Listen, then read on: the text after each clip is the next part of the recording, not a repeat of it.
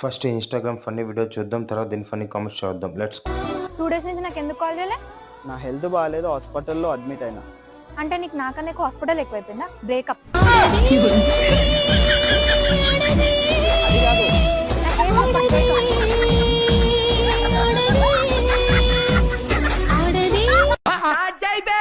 వస్తున్నాడు అబ్బాయి, వస్తున్నాడు. అన్న నీ గోస పగోడి కూడా రాకూడదు. కష్టం వాడిది కానీ కార్యం నాది. ప్రశాంతమైన జీవితం జరుగుతుంది, కంగారు పడుకు. అలాగా మొదటి నుంచి ఫైనలీ నీ దరిద్రం వెళ్ళింది బ్రో, ఎంజాయ్.